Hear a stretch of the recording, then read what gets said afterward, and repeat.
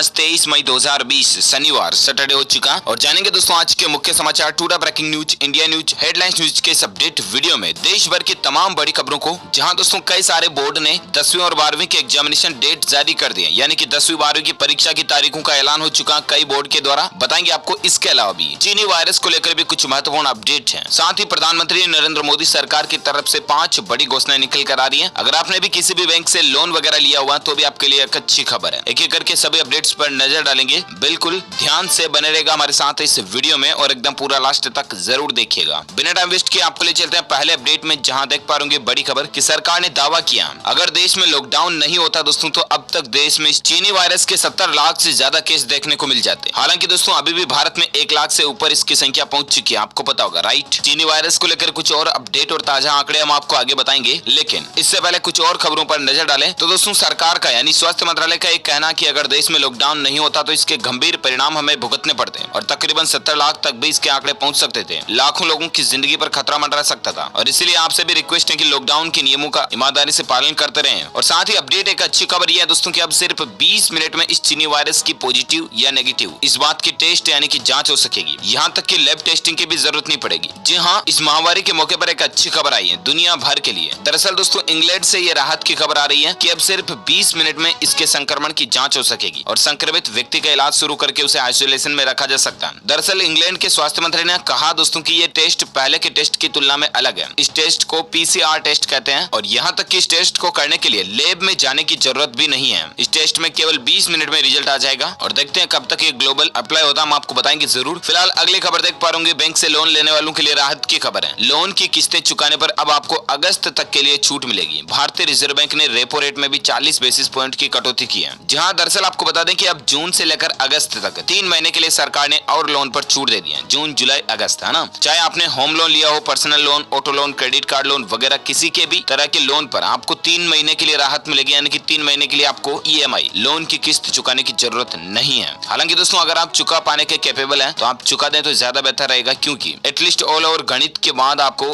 Benefit इसी में रहेगा कि आप लोन चुका दें। साथ ही भारतीय रिजर्व बैंक ने रेपो रेट में भी 40 बेसिस पॉइंट की कटौती की है। अब रेपो रेट 4% ही रह गई, जो पहले 4.4 थी। रिजर्व बैंक के गवर्नर शक्तिकांत दास की तरफ से यह ऐलान भी कर दिया गया। चलिए अगला अपडेट है कि उत्तर प्रदेश लौटने वाले श्रमिकों को 15 दिन का राशन और 1000 रुपए का भत्ता दिया जाएगा। जी हाँ, देश के कई अलग अलग जगहों से यूपी में करीब 18 लाख प्रवासी मजदूर लौटे हैं और ऐसे में उत्तर प्रदेश में जो भी मजदूर श्रमिक वगैरह आए हैं ना दोस्तों, उनके लिए उत्तर प्रदेश की योगी आदित्यनाथ सरकार ने एक अच्छा फैसला लिया और उन लोगों को 15 दिन का राशन और 1,000 रुपए की सीधी आर्थिक सहायता राशि उनके बैंक खातों में सरकार की तरफ से दी जाएगी। तो ये भी राहत की बात है। और साथ ही अगला अपडेट है मारुति सुजुकी कंपनी की तरफ से एक ऑफर निकाला गया। अब बिना पैसे दिए घर ले आइए आप मारुति की गाड़ी, ये एक स्कीम निकाली है। जी हाँ, दरअसल दोस्तों मारुति कंपनी ने चोलामंडलम इन्वेस्टमेंट कंपनी के साथ एक साझेदारी की है और इसके तहत एक नई स्कीम लॉन्च की है लोन की, जिसका नाम है बाय नाउ पे लेटर, यानी कि अभी खरीदिए बाद में पैसे दीजिए। और इसके तहत आपको लोन प्राप्त होने के 60 दिन बाद EMI शुरू करने का मौका मिलेगा। यानी कि अगर मारुति की कार आप आज ही खरीदते हैं तो आपको 2 महीने तक लोन की किस्त वगैरह कुछ भी नहीं चुकाना पड़ेगा, उसके बाद आपका लोन स्टार्ट होगा। ऐसा सिस्टम आप अपने नजदीकी मारुति शोरूम में जाकर के इस स्कीम का फायदा उठा सकते हैं। चलिए अगली खबर है चीनी वायरस को लेकर एक वैज्ञानिकों के शोध में खुलासा हुआ दोस्तों कि नमक पानी से गरारा आपको बचा सकता है इसके संक्रमण से।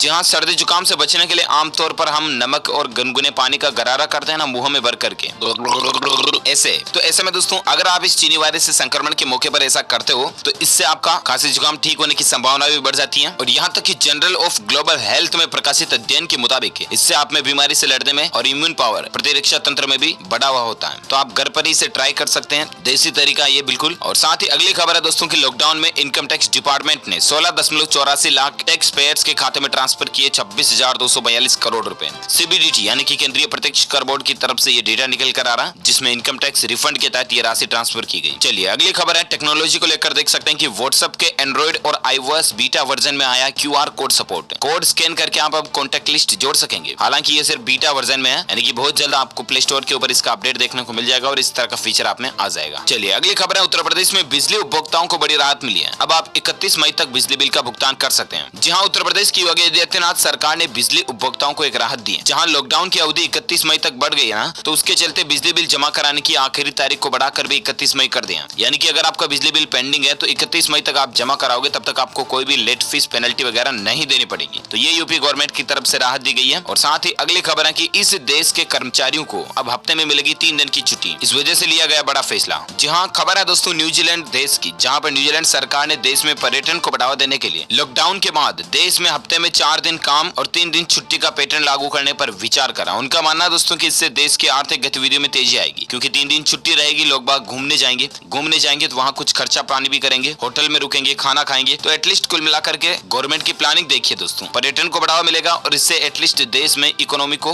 बूस्ट मिलेगा। ये न्यूजीलैंड सरकार का फैसला। और साथ ही अगली खबर है कि पाकिस्तान में विमान की जो कल वो घटना हुई, उस पर प्रधानमंत्री नरेंद्र मोदी, राहुल गांधी वगैरह इन लोगों ने शोक भी जताया। पीएम मोदी ने ट्वीट किया कि पाकिस्तान में विमान की इस घटना में जिन लोगों की जान गई, उनके परिवारों के प्रति हमारी संवेदना है। घायलों के जल्द स्वस्थ होने की कामना करते हैं। चलिए अगली खबर है दोस्तों, CISCI बोर्ड की तरफ से ये अपडेट आप देख सकते हैं। दरअसल ICSE के 10वीं और 12वीं का नया टाइम टेबल जारी हो चुका है। 2 से लेकर 12 जुलाई के बीच 10वीं की परीक्षाएं होगी, जबकि 1 से लेकर 14 जुलाई के बीच 12वीं की परीक्षाएं होगी। जी हाँ, लॉकडाउन की वजह से जो परीक्षाएं टाल दी गई थी ना, उन पर दोस्तों council for Indian school certificate examination की जो बची हुई एग्जाम्स हैं, उनके लिए डेट शीट जारी कर दी गई है। बोर्ड की तरफ से जारी नोटिफिकेशन के मुताबिक 10वीं के बच्चे बाकी पेपर 2 जुलाई से 12 जुलाई के बीच आयोजित किए जाएंगे। वहीं 12वीं की परीक्षा के बाकी बच्चे पेपर जो है वो 1 जुलाई से 14 जुलाई के बीच आयोजित होंगे। इस बारे में बोर्ड ने नोटिफिकेशन भी जारी कर दिया। ये स्क्रीन पर आप टाइम टेबल वगैरह भी देख सकते हैं। अच्छा, एजुकेशन बोर्ड की जब बात हो रही है दोस्तों, तो आपको एक और अपडेट बता दूं कि मध्य प्रदेश बोर्ड ने भी 12वीं के एग्जाम का शेड्यूल जारी कर दिया। 9 जून से 2 सिफ्ट में परीक्षाएं होंगी। दरअसल आपको पता होगा दोस्तों कि कल ही गृह मंत्री अमित शाह ने यह ऐलान कर दिया था कि जो कोई भी बोर्ड जिनके एग्जाम बचे हुए हैं वो परीक्षाएं कंडक्ट करवा सकते हैं, लेकिन कुछ नियम और शर्तों के साथ में, जिसमें सोशल डिस्टेंसिंग जरूरी होगी, स्टूडेंट्स टीचर्स दोनों के लिए मास्क लगाना जरूरी होगा वगैरह वगैरह, राइट। उसके बाद ही कई सारे बोर्ड ने टाइम टेबल भी अनाउंस कर दिया। और ऐसे में MPBSE Madhya Pradesh board of secondary education की तरफ से भी 12वीं बोर्ड परीक्षाओं का शेड्यूल जारी कर दिया। आप ऑफिशियल वेबसाइट mpbse.nic.in पर जाकर के डेट शीट भी चेक कर सकते हैं। वैसे आपको बता दें 12वीं बोर्ड परीक्षाएं मध्य प्रदेश की जो है वो 9 जून 2020 से शुरू होगी और 15 जून 2020 तक चलेगी। और इसी बीच 10वीं की जो बाकी बची हुई परीक्षाएं हैं उनको मध्य प्रदेश बोर्ड ने फिलहाल नहीं कराने का फैसला लिया। चलिए अगली खबर है दोस्तों की वीजा नियमों में छूट दी गई है। OCI कार्ड होल्डर्स की 4 कैटेगरी के लोगों को भारत लौटने की इजाजत मिलेगी। विदेश में जन्मे बच्चों को भी साथ ला सकेंगे। जहां विदेश में रह रहे भारतीयों के लिए अच्छी खबर है। दरअसल सरकार ने विदेश में जो भारतीय फंसे हुए हैं उनके लिए overseas citizens of India card holders के 4 कैटेगरी वाले लोगों को नियमों में छूट दी है। इससे उनको भारत लौटने में आसानी होगी। गृह मंत्रालय ने शुक्रवार को इसका नोटिफिकेशन जारी कर दिया। OCI कार्ड विदेश में रहने वाले भारतीय मूल के लोगों को जारी किया जाता है,